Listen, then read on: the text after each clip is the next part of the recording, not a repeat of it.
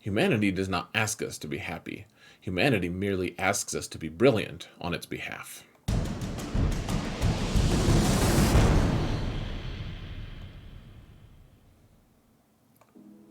Hello, everyone, and welcome to another episode of Zareth Prevails.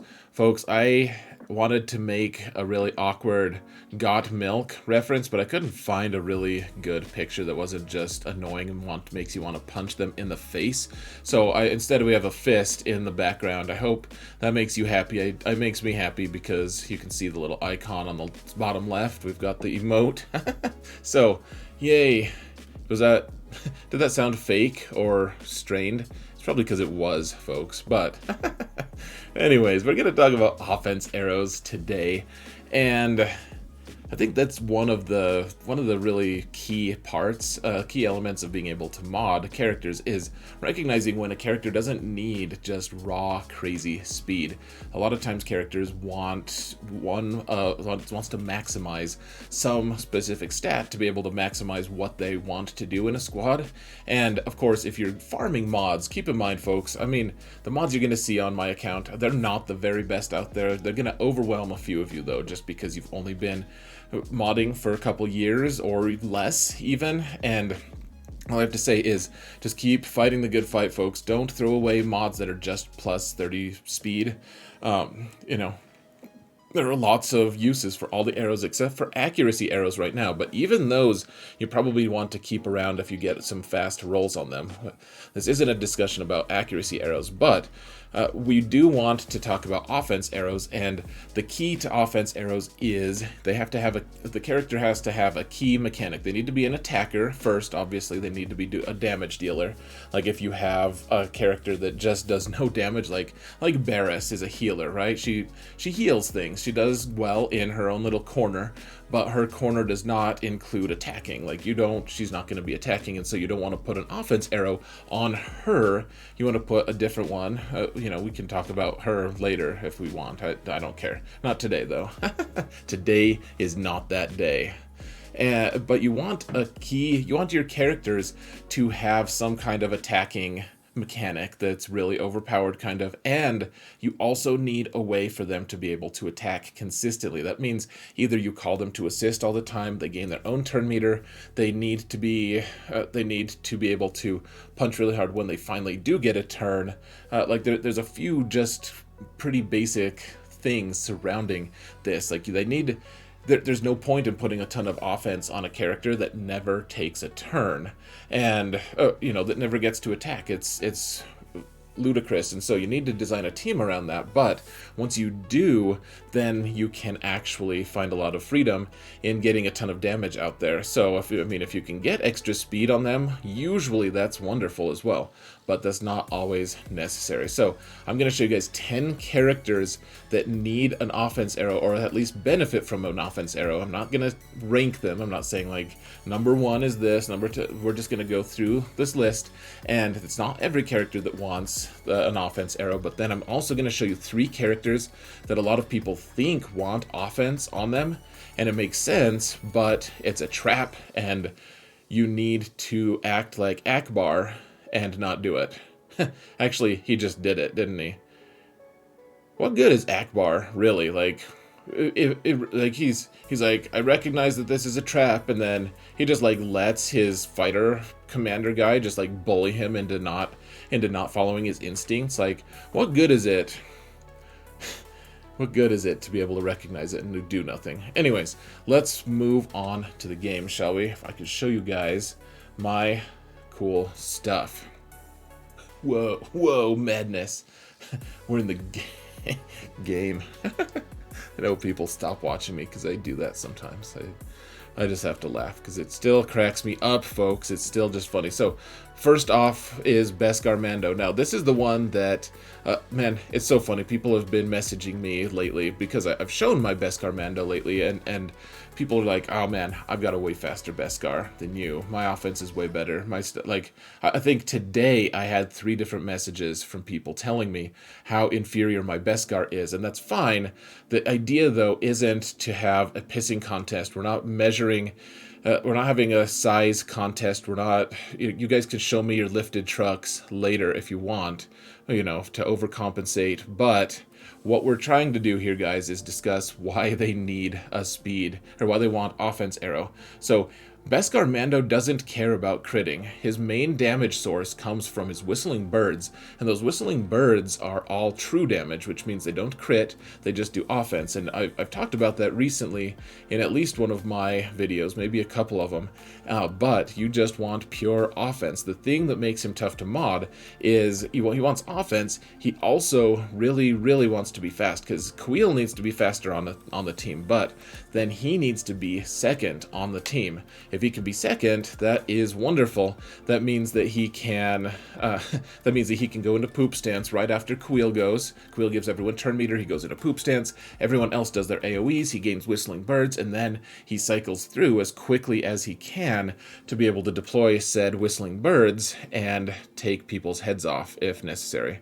If possible. Not even necessary, like sometimes you just do it for fun.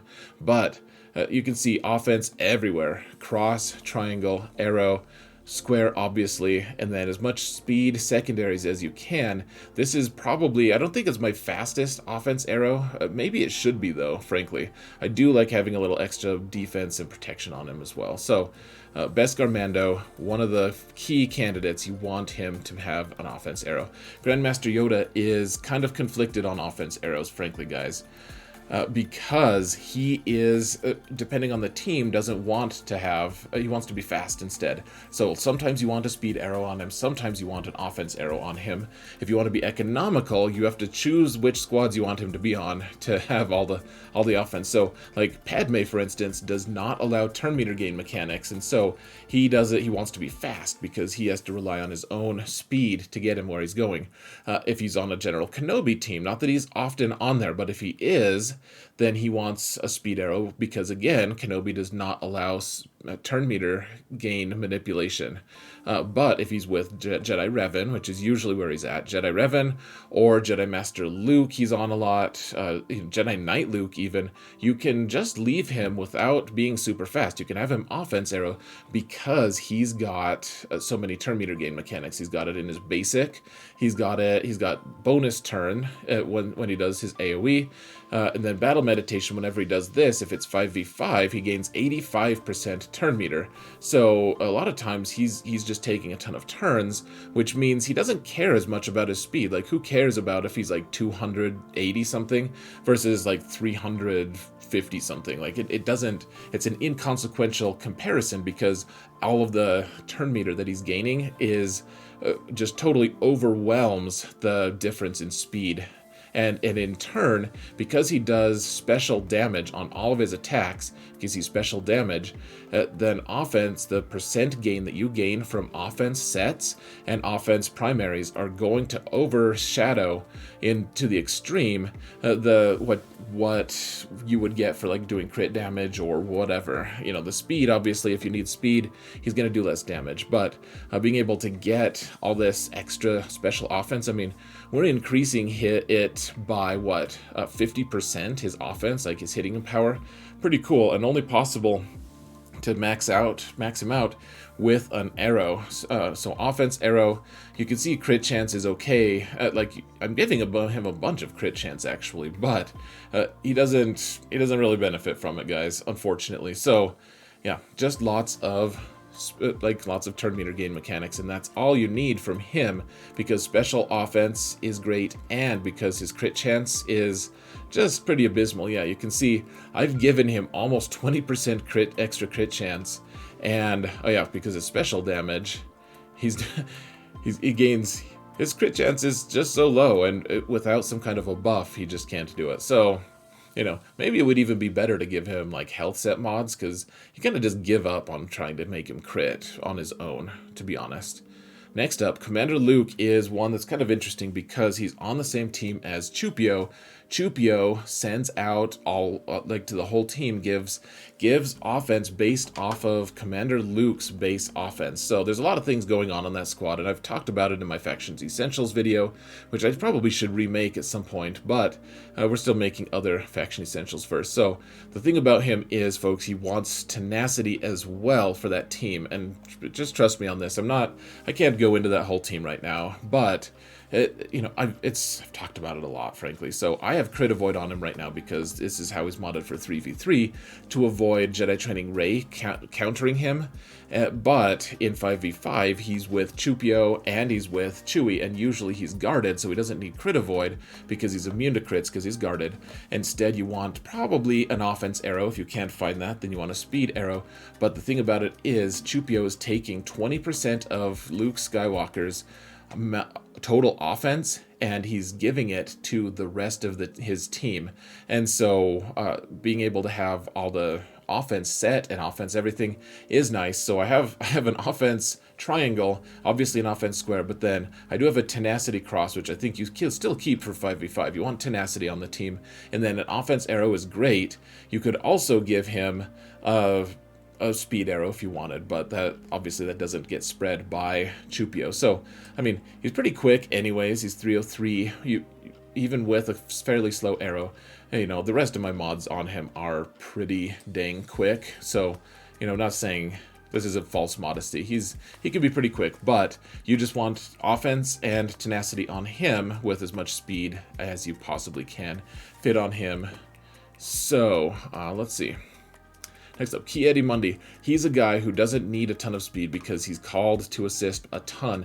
All of the teams that he's on, if he's on Jedi Master Luke, he is being called to assist all the time. If he's on a Jedi Revan team, which is kind of a strange build, then he can be called to assist. If he's with General Kenobi, he's also called to assist. And the thing that's awesome about him is when he hits once, if he stays in his stance, in his Ataru stance, then he hits twice on his basic. So you want to maximize his offense whenever possible, and you want his hits to be as decisive as possible. You can see this decisive thrust ability, which seems like it's not safe for work, to be honest, but that ability is actually not the one that it does the most hits. The one that does the most damage is the one that's based off of whichever form he's on. Yeah, so the Ataru Lunge, and it inflicts armor shred, but it also does a huge amount of damage. He's worth relic 8ing, by the way, as you can see, but you just want a really fast, well, if you can, you want him to be fast as well, because you want him to take a lot of turns, because he's used to counter Galactic Legends. But you can see I only have a plus 17 speed arrow, which, that's fine, but then he's got, the other thing he wants is crit chance, because he doesn't have a high crit chance on his own, and if without a buff, he's not going to crit all the time. And so you can see my crit chance here, 86%, not too bad. But he doesn't have a way to boost it himself. A lot of Jedi will give him a little boost here and there, some kind of a buff, but you can't rely on that. You just want straight damage because he's called to assist all the time outside of his own turn. And then when he does get a turn, he can do his decisive, not safe for work stuff. So, next up is Dark Trooper. With Imperial Troopers dominating the scene, folks, you want him to hit super hard, and it doesn't matter how fast he is. In 3v3, you need him fast enough to bridge the gap between himself and Piet, and so you need to be able to do that. The math of that is on my channel elsewhere. You can look it up, Imperial Troopers, like how to start an Imperial Trooper squad or something like that. But the thing about him is you can find the math, as long as he's fast enough to bridge the gap in 3s, and otherwise it doesn't matter at what point a lot of times you want other characters to go anyways. I guess he could theoretically go second on a Troopers team. I have to remember what turn order you have to go, but one way or another, it doesn't matter about speed, you just want him to punch things. You need him fast enough, like I said, in 3v3 to bridge, so you want him kind of fast. 256 is fine. Ish. Honestly, to bridge against, for my Piet, I probably need to get him another few speed. Remember, he's also 20 more speed than this, because it's Veer's lead. And otherwise, my damage output on him, it's not as high as a lot of people. Usually, at Relic 8, you want him at about 11k, over 11k, but he does fine at this level. Relic 8 solves a lot of my problems with modding him with extra offense, because it gets me closer to that 11 1000, and I've never had a problem with him at Relic 8, as long as he is in, there's been a few times that I'm like, man, if he was Relic 7, I'd be in trouble, but 8, yeah, he does pretty well. Next up, Arc Trooper, folks. There's an argument that he could be one of your fastest characters in the 501st, and I mean, you could do that. I haven't seen much benefit from that, to be honest. Like, having him fast is fine, but the thing about it is his turret assists every time he shoots, so that means that he always he counters sometimes. I don't think he always counters. He's a 35% counter chance. Woo, always. But if he shoots, if he does counter though, the thing is he is like his turret also shoots back, and whenever he assigns the turret to someone else, whenever they go, then the turret shoots. And so the really clinching thing, the clincher, it's clinch time, folks, but is the turret does damage based off of one stat alone on Arc, and as you can probably imagine, it's going to be offense. His offense stat is all important, and so you can see that I have just kind of I probably just swapped out mods at some point and didn't put them back. You want 6 E-mods on all of these if you can, on all of the, but put some speed on him, that's fine, but I mean, clearly I haven't prioritized speed on him. Just offense. Crit damage is just the most asinine thing I've ever done, guys. Don't be like Zareth. Put an offense triangle on him. Are you kidding me? Why do you have that on you? That is embarrassing to the limit, and I'm just going to publish the F out of this anyways. So you can put a fast offense arrow on him, that's fine. You just want as much offense as you can, because that turret is going to be doing a lot of true damage, which is all based off of his offense stat, which is usually better, but I have a crit damage triangle on him for no apparent reason. Omega, folks. Omega is an interesting character because with Bad Batch, it doesn't seem like she does anything. She just like stands there, and then you like get a turn with her, and you're like, I don't know, I guess I'll just like push the bow and arrow button. I have no idea. But the idea, folks, for her is, as long as she is stealthed, I think, maybe even if she isn't, I forget. I did a video on this a little bit ago. Yeah, so whilst she's stealthed, when a Bad Batch ally uses a special ability, Omega assists, dealing 60% less damage. So she just kind of stands there and shoots. She doesn't need to do damage on her own turn, so she can be really slow. You just want her to have a high offense so that she can just shoot and shoot and shoot, and then when she takes a turn, you just put her back in stealth where she belongs, like just kind of like Bad Batch does anyways. They're like, hey, good job, Omega, but like you've proven yourself to be far more capable than any of us. However, you're not going on the next mission because why? We have defensive instincts, damn it all. You're a kid, and we can't allow you to do anything. So, offense on everything with her. I believe this is an offense arrow. Thank goodness. That was going to be embarrassing to the extreme after Arc and that fiasco. The Arc fiasco, as it shall be heretofore be known. Enfa's Nest is another one, guys. You want a lot of tenacity on her, and I've talked about this a lot, but you can have a crit damage triangle. People tell me you don't need crit damage, that they're crazy, but offense arrow is really nice just to be able to ramp up her damage if she's going to be doing a lot. Like you can have her faster than this, honestly. She probably benefits from being faster at this point, but having that offense arrow is nice. I do think that sometimes nowadays, if you're putting her on defense, you probably want a health arrow if you can. Like, still do tenacity so she's annoying AF, but put a health arrow on her if you can. I think I just don't have any tenacity set health arrows, but otherwise, offense arrow is great just to be able to boost what she does, because she doesn't need to be fast. She's always countering, and that's the damage. She's doing counters and just wrecking noobs via counters. Now, Wampa is another character that probably, he doesn't need a ton of turns. It's nice. He actually gets some decent turn meter mechanics, and you can see I don't have him prioritized. He's not a character I use a ton, but he does a lot, actually, even with these kind of mods. So you want some tenacity on him, because you don't want him to get dazed or stunned or whatever, just casually. But, I always put a tenacity cross on him, but then if you can, obviously I have a speed arrow on him. If you can get a somewhat fast offense arrow, that's pretty nice for him. I mean, you don't have to. Obviously, some speed is good because he's kind of a slow character, but he does benefit from a lot from having a lot of offense, because he's got a lot of mechanics that allow him to, well, he ramps up his offense, and he also is able to counter. So people hit him, and as long as they don't daze him or kill him or whatever, he's going to hit you back, and that's the mechanic that you really want. So you're maximizing his hitting, because a lot of times people will be hitting him, and then he'll just hit him back, and he'll gain turn meter from it, and it's wonderful. It's a cool mechanic, but you can maximize his damage, because a lot of the times the people are kind of hurting themselves by hitting him and allowing him to counter.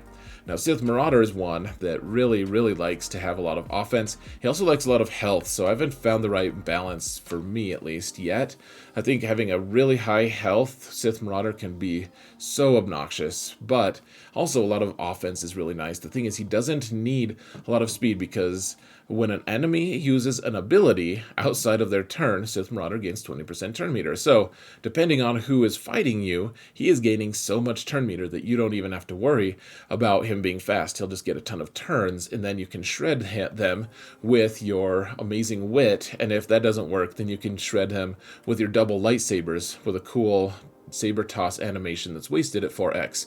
So, doesn't need a lot of speed, just wants offense and apparently crit damage sometimes. Hopefully we didn't pull an arc and embarrass myself, but lots of health if you can. I think I need to remod him, actually. Health, I need to reprioritize for health, but an offense arrow is not a bad idea, folks. Pretty nice on him. And that's it for characters that need an offense arrow. Let me show you 3 characters that maybe not the best idea to put an offense arrow. So Han Solo, he does a lot of damage. He does a ton of damage, and you guys have heard me talk about this in tons of streams and stuff, so I'm going to be brief about it. He wants to be fast because he wants to take a ton of turns.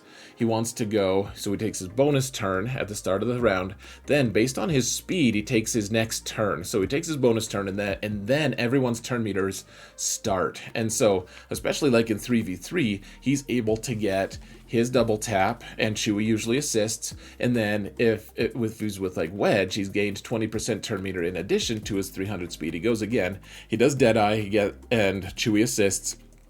And then he does his quick draw, which is because Deadeye gives him another turn, basically. And then he does his quick draw, and Chewie assists. So he's getting 5 shots. Chewie's getting 3 shots in his opening barrage before your opponent even gets a turn. It is absolutely brutal, but only possible if you have a lot of speed on him. If you make him really slow and give him an offense arrow, it can really be detrimental. So, not to mention a lot of the damage that he can do, he's a control character as well. You don't focus on only offense. You want him to, you can see I have potency on him. You also want him to be able to stun. You want him to be able to reduce turn meter. And Chewie is a big part of the damage that he does anyways, which is percent health damage, etc. You want him to be fast. Droideka is one that I have not changed, you guys. I'm being a hypocrite here, but I do have an offense arrow on him, I believe. Yeah, so you can have him really slow. The thing about him being really slow is then when he finally does get his big, enormous hit, then it does a lot of damage based off of the difference between their speed on people, I think. Well, I guess this one is just the one that does a ton of damage based off of his stacks. But then other damage, it does true damage, so offense is nice on him, but scales based on the difference of their speed. And so having him slow is nice, but if you have him fast, it's super nice because he actually has plus 50% speed. So if you make him fast, a lot of times he can just roll up right away, put himself into damage immunity, and then get off some really nice hits with his destructive armament. So make him fast. If you're going to use Droideka, make him fast. I barely use him. He's Relic 6, and I am foolish for not using him, but I don't. So there's that. B1 is one that I can't decide on. If you can find a really, really fast arrow, then offense arrow, then that's wonderful. But the thing is, he does care about his starting turn order a lot of times. He wants to be able to start that turn meter, and so mine isn't super fast. I've kind of given up on using droids a huge amount. You want potency on him, you want offense on him, but the thing that you want to remember about him is if you can make him fast with a pretty decent offense arrow, offense set, offense Yeah, I mean, it could be a potency set, I guess, but as long as it's an offense primary, you can, every time a separatist goes, he is going to go as well. So having a lot of offense is wonderful for him, but you want to pay attention to his starting turn order as well, and being able to start that turn meter train. That is equally important, if not more so, because he does do a huge amount of damage, an understated amount of damage, but you also have to keep in mind that if you can't get the turn meter train started, then you're probably sunk to begin with. So it's a war between if you want him to be really fast or really offensive. If you can do both, then that's wonderful. So just something to keep in mind. And I think I'm going to call it good here, folks. I hope you learned a little bit about offense arrows. Tell me the characters that you want to put offense arrows on. I would love to hear that. Would really appreciate a like or a sub or whatever if you can throw it to me. We're trying to mount the algorithm. Normally I try to tell you guys that at the start, but apparently forgot. And I even did a retake so I could remember to tell you guys that. I just get too excited about offense arrows. But let's call it good here, guys. Thank you all so much for watching. And remember that in all things, Zareth prevails. Hopefully I can actually prevail and put like better mods on V1. I'm a little embarrassed, actually. Some of these characters need some work. Goodbye.